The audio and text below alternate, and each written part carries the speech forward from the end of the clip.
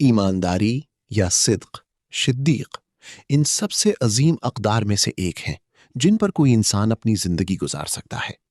اس کا مطلب ہے سچ بولنا، مخلص ہونا، قابل اعتماد ہونا اور تمام اعمال میں دھوکہ دہی سے بچنا۔ لیکن ایمانداری صرف الفاظ تک محدود نہیں، یہ اس بات پر بھی مشتمل ہے کہ انسان چھپ کر بھی صحیح کام کرے، یہ جانتے ہوئے کہ اللہ ہمیشہ دیکھ رہا ہے۔ رسول اللہ صلی اللہ علیہ وسلم خود الامین یعنی امانت دار کے لقب سے جانے جاتے تھے، یہاں تک کہ نبوت سے پہلے بھی۔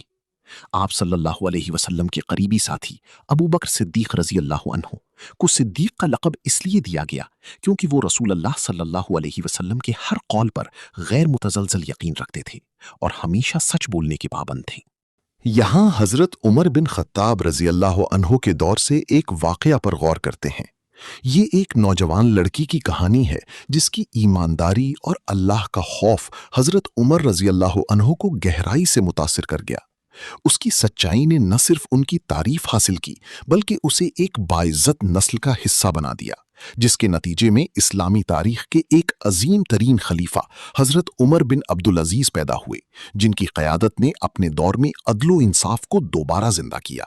حضرت عمر بن خطاب رضی اللہ عنہ ان 10 صحابہ میں سے تھے جنہیں اللہ نے جنت کی بشارت دی۔ وہ رسول اللہ صلی اللہ علیہ وسلم کے صحابہ میں سب سے بہادر افراد میں شمار ہوتے تھے اور اپنے دور کی نہایت با اثر شخصیت تھے۔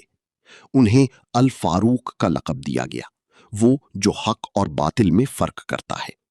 حضرت ابو بکر صدیق رضی اللہ عنہ کے انتقال کے بعد حضرت عمر رضی اللہ عنہ کو دوسرا خلیفہ منتخب کیا گیا۔ اپنے دور خلافت میں انہوں نے سیاست، عوامی تحفظ اور معیشت سمیت مختلف شعبوں میں کئی خدماتی اور کامیابیاں انجام دیں۔ ان کے دور خلافت میں ایک مرتبہ قحط پڑ گیا۔ لوگ خوراک کی کمی کی وجہ سے مشکل زندگی گزارنے لگے۔ بہت سے گھرانے دودھ کے لیے بکریوں پر انحصار کرتے تھے، جبکہ ان کی فصلیں جیسے گندم بارش نہ ہونے کی وجہ سے سوکھ چکی تھیں۔ کچھ تاجروں نے زیادہ منافع کے لیے دودھ میں پانی ملانا شروع کر دیا۔ جب یہ معاملہ حضرت عمر رضی اللہ عنہ تک پہنچا تو انہوں نے فوراً دودھ میں پانی ملانے سے منع کر دیا، کیونکہ یہ بددیانتی کا عمل تھا۔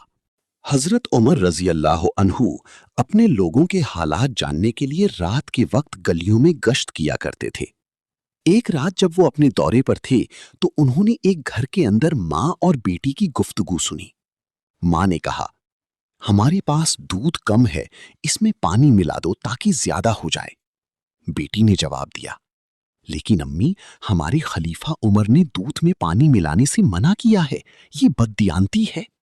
ماں نے کہا، عمر ہمارے ساتھ تو موجود نہیں، اگر ہم چپکے سے کریں تو کسی کو پتہ نہیں چلے گا۔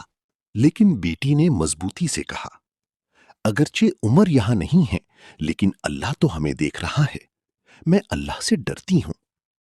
یہ سن کر حضرت عمر رضی اللہ عنہ اس لڑکی کی ایمانداری اور تقوی سے بہت متاثر ہوئے۔ اگلے دن انہوں نے اپنے ایک معاون کو بھیجا تاکہ اس گھر سے دودھ خریدا جائے، اور واقعی وہ دودھ خالص تھا، اس میں پانی نہیں ملا ہوا تھا۔ حضرت عمر رضی اللہ عنہ نے پھر اس ماں اور بیٹی کو بلایا، انہیں بتایا کہ انہوں نے کیا سنا تھا، اور اس لڑکی کو انعام کے طور پر اپنے بیٹے عاصم سے اس کا نکاح کروا دیا۔ اس شادی سے انہیں ایک بیٹی نصیب ہوئی جس کا نام لیلا رکھا گیا۔ بعد میں لیلا کی شادی عبدالعزیز بن مروان سے ہوئی، جو مصر کے گورنر اور اموی خاندان کی ایک بڑی شخصیت تھے۔ اس اتحاد سے ایک بچہ پیدا ہوا، عمر بن عبدالعزیز، وہ نیک خلیفہ جس نے بعد میں اموی خلافت کی شان دوبارہ بحال کی اور اسلامی تاریخ کے سب سے بڑے مصلحین میں شمار ہوئے۔